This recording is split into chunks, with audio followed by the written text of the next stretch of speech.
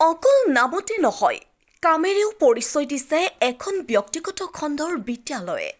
সংখ্যালঘু অধ্যুষিত অঞ্চলৰ গুণগত মানদণ্ডৰ শিক্ষানুষ্ঠান অধ্যয়ন একাডেমী ছিনিয়ৰ ছেকেণ্ডেৰী স্কুল। অতি কম দিনৰ ভিতৰতে সফল আৰু গৌৰৱ কঢ়িয়াই আনিছে ব্যক্তিগত খণ্ডৰ এই বিদ্যালয়খনে। অসম চৰকাৰৰ দ্বাৰা অনুমতিপ্ৰাপ্ত অসম ৰাজ্যিক শিক্ষা সংসদৰ স্বীকৃতিপ্ৰাপ্ত অসমীয়া মাধ্যমৰ এক নিৰ্ভৰযোগ্য শিক্ষানুষ্ঠান অধ্যয়ন একাডেমী ছিনিয়ৰ ছেকেণ্ডেৰী স্কুল। ৰূপৈ শিক্ষা খণ্ডৰ অন্তৰ্গত খলিহামাৰীস্থিত অতিকৈ পিছপৰা অঞ্চলত 2017 চনত স্থাপিত হৈছিল ছিনিয়ৰ ছেকেণ্ডেৰী স্কুলখন। উল্লেখ্য যে বিদ্যালয়খনৰ পৰা মুঠ 36গৰাকী পৰীক্ষাৰ্থী অৱতীৰ্ণ হৈছিল।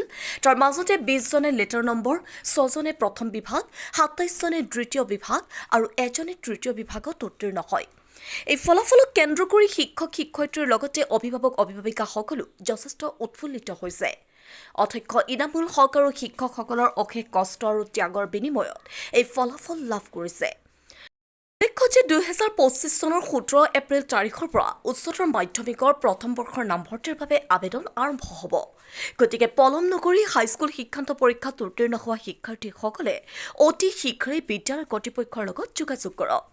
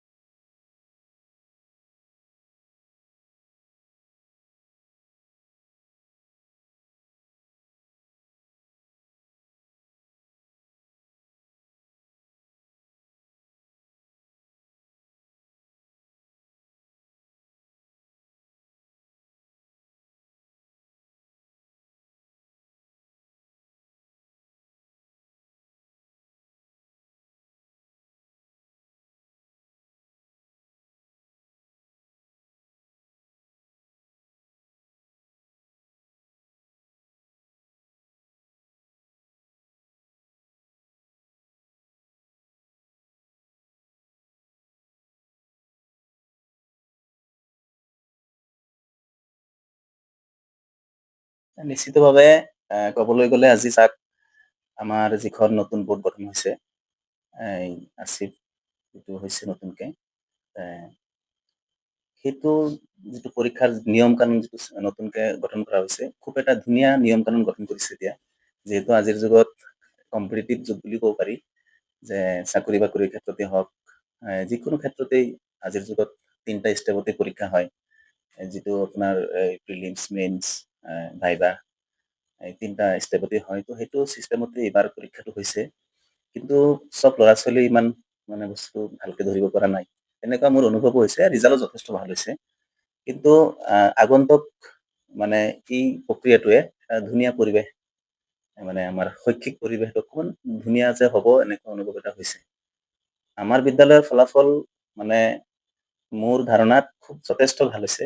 কাৰণ এটা ভিতৰুৱা অঞ্চল, আমাৰ একেবাৰে উইক, ইকনমিকেলি উইক হয়। ইকনমিকেলি উইক হোৱাৰ লগে লগেতো গমেই পায় যে যেতিয়া ইকনমিকেলি উইক হয়, তেতিয়া শৈক্ষিকভাৱে উইক থাকে। শৈক্ষিকভাৱে উইক থকাৰ পিছতো আমি ষ্টুডেণ্টবিলাকক যিমান পাৰোঁ ইমান কষ্ট কৰি সিহঁতৰ যাতে গুণগত শিক্ষা পায়, পৰীক্ষাত বহি নতুন যিটো ছিষ্টেমত পৰীক্ষা হৈছে সেই ছিষ্টেমটো ক্ৰেক কৰিব পাৰে, তেনেকৈ আমি শিকাই গৈছোঁ। যাৰ কাৰণে আমাৰ বিদ্যালয়ে যথেষ্ট ধুনীয়া, আমাৰ 36 ষ্টুডেণ্ট অৱতীৰ্ণ হৈছিলে। 36ৰ পৰা আমাৰ 34 ষ্টুডেণ্টে ভাল ফলাফল দেখাইছে আৰু 2জনে ফেইল কৰিছে, কিন্তু কম্পাৰ্টমেণ্টেলত বহিব পাৰিব। আৰু 36ৰ পৰা 34টাৰ পৰা 6জনে ফাৰ্ষ্ট ডিভিজন পাইছে আৰু বাকী ছেকেণ্ড ডিভিজন পাইছে। আৰু টোটেল লেটাৰৰ সংখ্যা আমাৰ 20। ছায়েন্সতো লেটাৰ পাইছে, আমাৰ এই এৰাবিকত লেটাৰ পাইছে, আছামিছত পাইছে। আৰু গাৰ্মেণ্ট ডিজাইন এটা স্কিল ছাবজেক্ট আমাৰ আছে, ভকেশ্যনেলৰ স্কিল ছাবজেক্টটো লেটাৰ বহুতে পাইছে।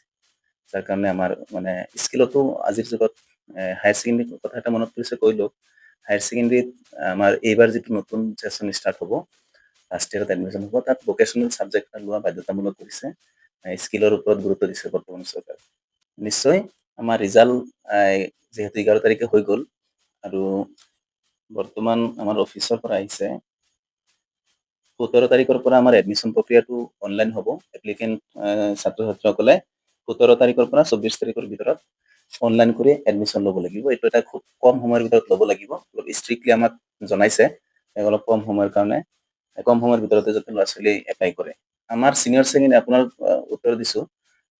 আমাৰ ছিনিয়ৰ ছেকেণ্ডেৰী স্কুল আমি পাৰ্মিটেড, গভৰ্ণমেণ্ট পাৰ্মিটেড আমাৰ স্কুলখন, আমাৰ অধ্যয়ন একাডেমী ছিনিয়ৰ 4টা বেটছে আমাৰ হায়াৰ ছেকেণ্ডেৰী পৰীক্ষা দিছে এইবাৰলৈ, আৰু 5 নম্বৰ বেটছ এবাৰ ছেকেণ্ড ইয়েৰত গৈছে। যিহেতু পৰীক্ষা আমাৰ আধাতে সামৰিব লগা হ'ল কিবা পৰীক্ষাৰ প্ৰশ্ন কাকত লৈ কিবা খেলি-মেলি হোৱাৰ কাৰণে। এতিয়া আমি আমাৰ বিদ্যালয়ত পৰীক্ষাৰ এডমিশ্যনৰ যিটো প্ৰক্ৰিয়া ফাৰ্ষ্ট ইয়েৰৰ আমি আৰম্ভ কৰিছোঁ। ইতিমধ্যে বিহুৰ পিছৰ পৰা আমি খুব কম দিনৰ ভিতৰত আমি শেষ কৰিম। এইটো মই একচুৱেলি মই এইটো উত্তৰ তেনেকে দিব নোৱাৰো।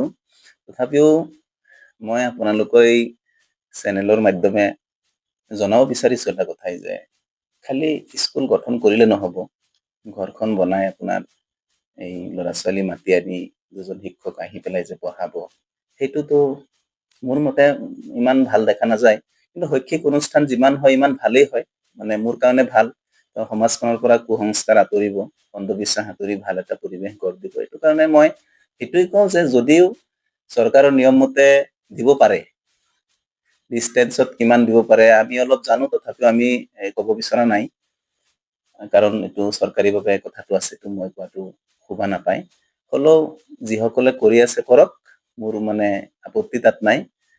কথা হ'ল তাহাঁতে চৰকাৰী গাইডলাইনখিনি মানি কাম কৰক, যাতে আমাৰ ৰাইজ আৰু আমাৰ সমাজখন ৰাইজৰ যাতে কোনো অসুবিধা নহয় আৰু আমাৰ সমাজখন যাতে উন্নত হয়, কোনো অৱনতি হ'ব নালাগে। এইটো মোৰ মানে আহ্বান আৰু আপোনালোকৰ মাধ্যমে। News desk report, detox AD.